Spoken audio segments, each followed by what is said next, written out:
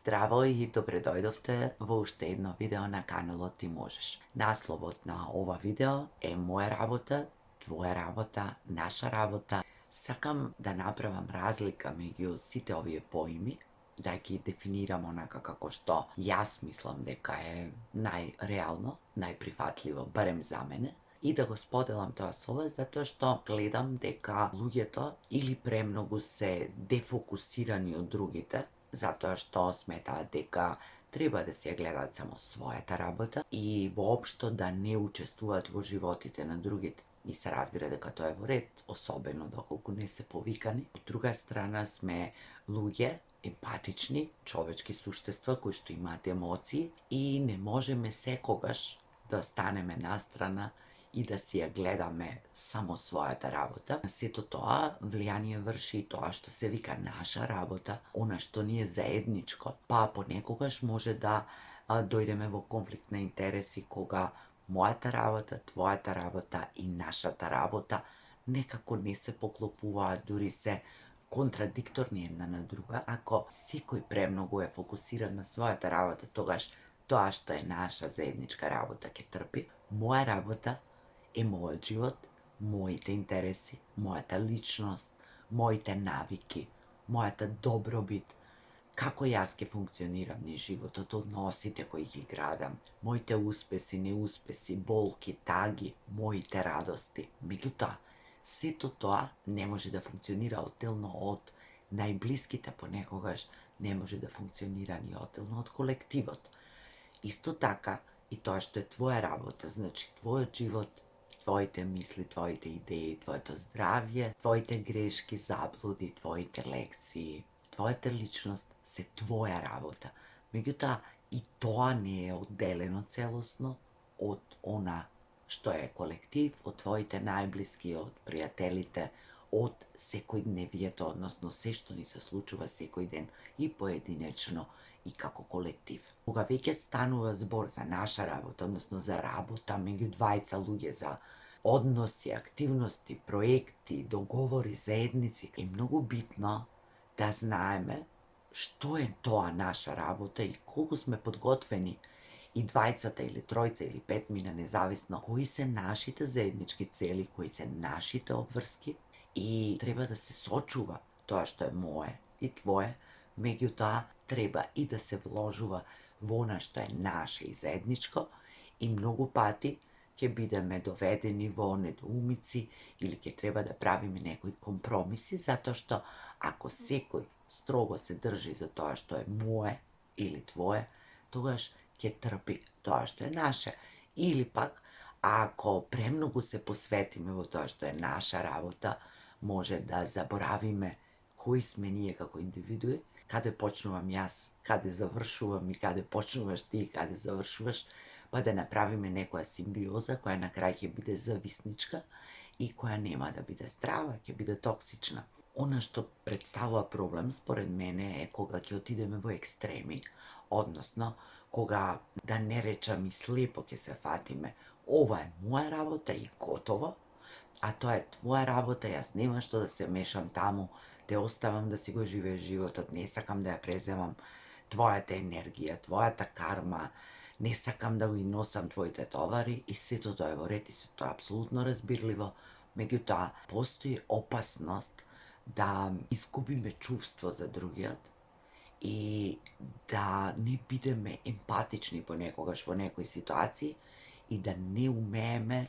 да им се најдеме, да им помогнеме, да ги поддржиме, да го кажеме своето мислење на луѓето кои ни се блиски, токму поради тоа што сметаме дека тоа е само твоја работа. Понекогаш сите ние имаме потреба од некој близок човек да ни каже нешто, кое што може би во моментот ќе ни изфрустрира, ќе ни предизвика нелагодност, со кое нема да се согласиме. Сите ние понекогаш умееме да скршнеме лево или десно, да задремеме, да се заборавиме, па не го сметам како лошо кога некој од блиските луѓе ќе ми укаже на тоа. На тој начин ќе ми помогне да се вратам доколку нели сум фатила некоја кривина или сум се оддалечила од себе или сум се заборавила или се однесувам под влијание на стресот на секојдневието. Некако, како што не е карактеристично и специфично за мене, а тоа моите блиски го забележале. Нормално, треба да имаме чувство за докаде тоа може да се оди, да не влегуваме во туѓиот живот, да не вршиме притисок, да не даваме совети, да не се правиме паметни, да најдеме начин најасертивно да укажеме, да кажеме, да понудиме помош, свесни за тоа дека да, тоа е негов живот, негова работа. Меѓутоа, нашата блискост и нашата емпатија ни дозволува да се вмешаме во туѓите животи, да кажеме нешто повеќе, додека не претераме во тоа, додека не поставуваме барања, очекувања, туку едноставно на некој начин да кажеме, да укажеме дека сме тука, дека може би е тоа вака, или барем да кажеме дека сме тука, дека може другите да не побараат за разговор, за поддршка, за помош доколку им е потребна, дека може да ни се доверат, или пак да прашаме дали сакаат да го чујат нашето мислење, па да го кажеме со најдобра намера. Имаме и ситуации во кои што и на возрастните луѓе им е потребна помош. Кога се работи за изнемоштеност, за здравствени предизвици, тогаш мислам дека не е ни човечно да кажеме па добро, тоа е негова работа, нека се погрижи, нека најди, нека се справи, нека се носи како уме и знае, туку дека е човечки, емпатично да помогнеме колку што можеме повеќе, некогаш дури и да преминеме некоја граница, кога се работи за некој кој е изнемоштен, кој е во здравствен предизвик, а кога тоа ќе помине, да се вратиме во улогите во кои што претходно сме биле, да не заглавуваме во улога на помагач и некој кој му се помага, или спасител, и некој кој чека да биде спасен, а понекогаш едноставно е неопходно да ја подадеме таа рака на спасот. Пак треба да бидеме внимателни и да не претаруваме во тоа. Јас и многу луѓе кои ги знам, бидејќи нели најчесто се поврзуваме со луѓе кои што се слични некако на нас, сме од оние луѓе кои се емпатични и таа емпатија понекогаш може да ги внесе во тие спасителски улоги. Јас многу често во животот сум знаела да се заиграм и да влезам во туѓите животи повеќе од колку што е потребно. Кога повеќе пати ќе го направиш тоа и повеќе пати ќе си ја повториш лекцијата, со текот на годините се помалку и помалку влегувам во такви замки, се повеќе се држам настрана, но тоа не значи дека го правам секогаш, особено не со блиските луѓе. Значи, едната крајност е да бидеме тотално рамнодушни, тотално да се држиме на страна, да оставиме луѓето да се снаоѓаат како што знаат и умеат, да ги гледаме додека може би имаат некој проблем или бараат решение, понекогаш искуствено, може би ние сме го поминале тоа, па би било фер и човечки да му го кажеме нашето искуство, нашиот начин, нашиот пат, може би нешто ќе извади од тоа. Кога е нешто наша работа и кога со луѓето се договараме за нешто, имаме заедничка цел, тогаш е нормално да имаме и очекувања, договорот што сме го склучиле да биде испочитуван, она што сме се договориле дека заедно ќе го правиме, заедно да го правиме, доколку не е така и доколку тоа не се случува, тогаш нема наша работа. Затоа што многу често можеме ние да влеземе во некоја работа со многу голема доверба, со многу големи очекувања и да бидеме повредени, да бидеме разочарани, не мора да бидат не знам какви животни разочарувања или повреди од кои нема да можеме да се залечиме. Ако ние сме луѓе кои влегуваме лесно во односи со другите, имаме доверба, имаме најдобри намери, а другата страна индиферентна, ладна, не го почитува тоа што ние го даваме и за што се залагаме, тогаш едноставно нема наша работа. А кога има наша работа, кога има заедница, тогаш е многу нормално да имаме некакви очекувања, да се изместуваат границите, да трпи понекогаш она што е моја работа, она што е твоја работа, за да функционира она што е наша заедничка работа, па и да се прават одстапки, се разбира, не по штета на другиот, меѓутоа нешто во форма на компромис од кои двете страни, ако немаме некоја корист, тогаш нема да имаме штета. За крај, ќе ви кажам две приказни. Едната една книга која читав многу одамна и не можам да се сетам на насловот. Се работи за една жена која што е осудена затоа што била во нацистичките логори, затоа што потпишувала некакви документи кои што повредиле многу луѓе, можеби и ги довеле до смрт. Меѓутоа, жената е неписмена. Таа никогаш ништо не потпишала. И додека трае судењето, бидејќи се срами од себе си, не сака да признае, не сака да каже дека е неписмена, можеби и чувства некаква вина, затоа што сепак во тие логори правела и работи на кои што била принудена и повредила многу луѓе, можеби само сака да биде казнета. Нема да наблегуваме во психологијата на ликот, меѓутоа не кажува дека е неписмена и си ја чека својата казна. Во книгата има еден нејзин пријател кој што има дилемата дали тој има право да каже дека жената не е писмена и на тој начин да ја го спаси животот, меѓутоа да оди против нејза, против нејзините желби и одлуки. И сметам дека се тоа е избор кој што зависи од многу фактори во дадени ситуации.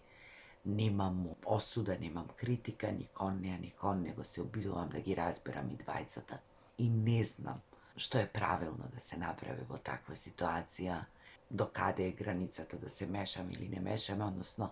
мислам дека се тоа индивидуално и зависи од ситуација до ситуација, дека треба да се донесуваат одлуки на лице место и дека не треба да осудуваме и критикуваме. И уште една приказна се работи за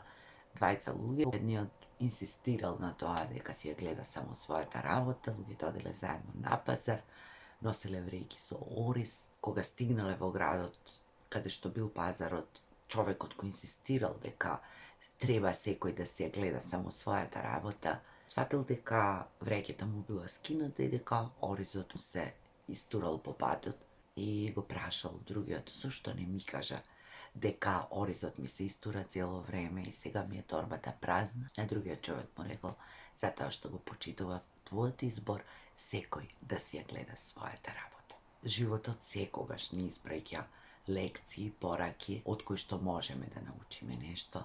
и ние ги определуваме границите за тоа што е моја, што е твоја работа, меѓутоа треба да најдеме луѓе на кои тоа ќе им биде адекватно, на кои ќе им одговара и би требало понекогаш да ги чуеме и другите, а ние да донесеме одлука до каде ќе се држиме за тоа што е само мое и кога и колку ќе се вмешаме во нечии животи. Затоа што, нели, луѓе сме, би требало да сме емпатични, би требало да помагаме и ако мене ме прашате, јас сепак сум за тоа и да претераме дури понекогаш со најдобри намери, со желба да помогнеме, водени од своите емоции, отколку да стоиме од страна и да гледаме адекватно на нашето уверување, гледај си ја својата работа. Јас си напишав и пост во кој велам, јас си го гледам својот живот, својата работа и своите луѓе. Затоа што тоа е битно и тоа останува запишано во срцето. Меѓутоа, тоа не значи дека нема да прашам како си, нема да помогнам ако можам, нема да дадам некому нешто што имам, па дури ако не е во групата од моите луѓе, дури и кога тоа не е моја работа. Ета, јас ги споделив своите размислувања и некако ако сумираме, ќе биде дека да, јас треба да знам која е мојата работа, која е твоја работа, треба да знам која е наша работа, треба да знам што е поголемо од нас. Се разбира дека, не знам, секогаш, некогаш ќе погрешам, некогаш ќе претерам, некогаш ќе останам можеби дистанцирана во очите на другите. Секојдневно учиме, растеме, се развиваме, се анализираме себе си, своите постапки и реакции и да не заборавиме. Има моја работа, твоја работа, меѓутоа има и наша заедничка работа. Наша работа на луѓето кои се наши, наша работа со луѓето кои се подалечни и наша работа како човечки суштества на овој свет, а тоа е да придонесуваме колку што можеме повеќе, да даваме и да помагаме на другите луѓе онолку колку што можеме и кога ќе процениме дека тоа некому му е потребно. Јас ви посакувам убав ден, се гледаме во некое ново видео, ставете лайк на видеото доколку ви се допаѓа, кликнете subscribe на каналот, поддржете ја мојата работа. Се гледаме наскоро, се на љубаво.